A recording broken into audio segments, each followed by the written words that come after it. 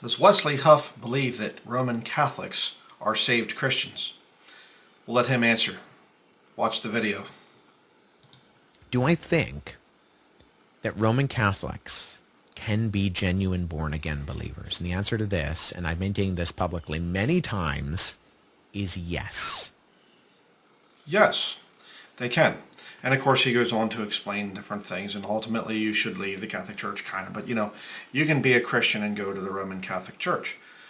Interesting, because Revelation chapter 18, if you understand end times prophecy, eschatology as they call it, there is a fifth kingdom. I believe it started right before Jesus was crucified, when the Jews said, "We have no king but Caesar." The miry clay and the iron mingled together. Miry clay in the scriptures is a reference to the nation of Israel. The mingled miry clay there. Okay, I've done studies to prove this. Iron, of course, is Rome. They joined together. They produced the fifth kingdom. Very detailed study on that. You can watch my sermon on it.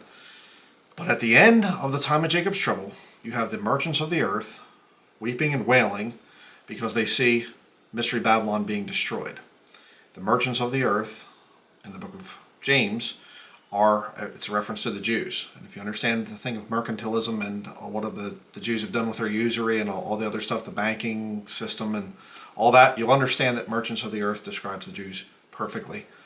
But here at the end, it says, Revelation chapter 18, verse 4, talking about Mystery Babylon, which is clearly a reference to the Roman Catholic Church. "And I heard another voice from heaven saying, Come out of her, my people, that ye be not partakers of her sins, and that ye receive not of her plagues. For her sins have reached unto heaven, and God hath remembered her iniquities." And Revelation chapter 17, if you go back there, verse 6, "And I saw the woman drunken with the blood of the saints and with the blood of the martyrs of Jesus. And when I saw her, I wondered with great admiration." Did a whole study on that as well, why it says that. But she's decked, here she's arrayed in purple and scarlet collar, decked with gold and precious stones and pearls, having a golden cup in her hand full of abominations and filthiness of her fornication. The Bible's very clear against Roman Catholicism. But Wesley Huff here, he just, it's absolutely fine, because he's a promoter of the Vatican versions. The ones that come out from the Nestle-Aland text, made under the supervision of the Vatican, going along with the Second Ecumenical Council, which says that they're going to produce translations with separated brethren.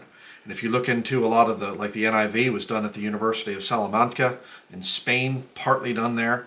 I proved that in my videos. A lot of the different new versions are being produced by Jesuits and Roman Catholic scholars. And all the stuff with Vaticanus and Sinaiticus as well, which we won't get into here in this study. But it used to be that there was a time when Christians would get really up in arms about ecumenical stuff like this guy coming out, this new kid on the block here, always just exploding. He's being puffed by all the different podcasts out there and everything. And yet he's saying, if you're Roman Catholic, there are a lot of good Catholics, out there, got a lot of good Christians in the Catholic system. What about the Spanish Inquisition? What about less than 100 years ago in Croatia, the Ustashi killing Orthodox people, the tie-ins with Nazi Germany, and the concordant that was made with between Franz von Papen and Pope Pius XII, I think is what it was. What about that? What about the Irish Republican Army over there in Northern Ireland? What about all the things, all the all the pedophilia that the Catholic Church is being called? But you can be part of that. You can be part of that system. It's all right. You can be in there as a good Christian, and eventually you can kind of come out over intellectual reasons. What about the fact that they don't teach biblical salvation? They teach works salvation, which he said earlier in this video. I watched the video, and he said earlier that it's not really works salvation. Yes, it is. Yes, it is. You have to do works in order to stay in a state of grace. Don't be deceived by these guys right here. If they're promoting the Vatican versions, I'd stay away from them. Okay? Stick to your King James Bible, brethren. just so distressing to see this, and this guy's just exploding and becoming very popular and just leading so many people astray.